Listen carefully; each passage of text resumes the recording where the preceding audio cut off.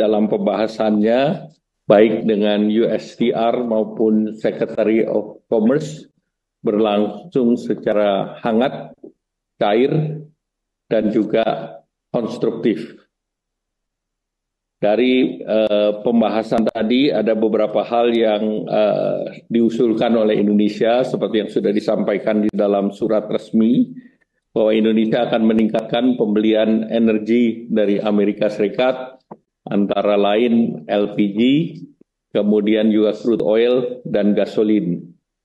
Juga Indonesia berencana untuk terus memberi produk agriculture antara lain gandum, soybean meal, dan juga Indonesia akan meningkatkan pembelian barang-barang modal dari Amerika. Kemudian Indonesia juga memfasilitasi perusahaan-perusahaan Amerika Serikat yang selama ini beroperasi di Indonesia, dan tentunya ada hal-hal yang terkait dengan perizinan dan insentif yang dapat diberikan.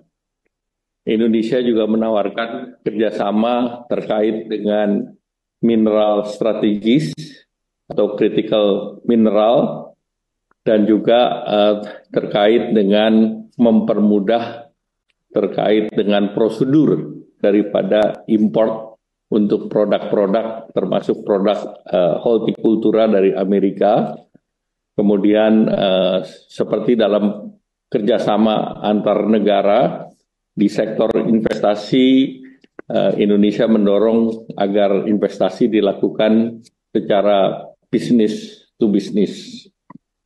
Indonesia juga mendorong pentingnya perkuatan kerjasama di sektor pengembangan sumber daya manusia, antara lain untuk sektor pendidikan, sains, teknologi, engineering, matematika, ekonomi digital, serta tentu Indonesia juga mengangkat terkait dengan financial services yang lebih cenderung untuk menguntungkan negara Amerika Serikat. Nah, penerapan tarif yang lebih kompetitif dengan negara-negara yang juga bersaing dengan Indonesia. Saat sekarang untuk produk ekspor utama Indonesia seperti garment, alas kaki, tekstil, furniture, dan udang, itu menjadi produk yang Indonesia mendapatkan tarif biaya masuk lebih tinggi dibandingkan beberapa negara pesaing, baik dari ASEAN maupun non-ASEAN, negara Asia yang lain.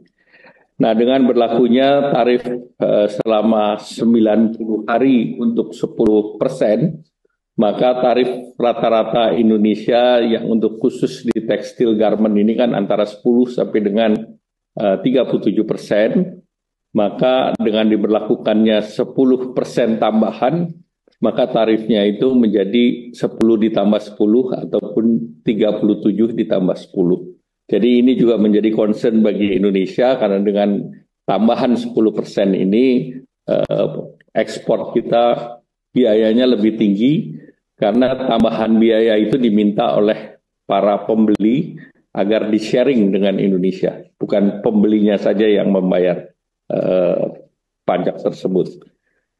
Nah, dalam pertemuan tersebut, Indonesia menyepakati dengan Amerika akan diberikan langkah-langkah lanjutan dengan tim teknis, baik dari USTR maupun dari Secretary of Commerce, dan ada yang menarik bahwa Indonesia dan Amerika Serikat bersepakat untuk menyelesaikan perundingan ini dalam waktu 60 hari dan sudah disepakati kerangka ataupun framework acuannya.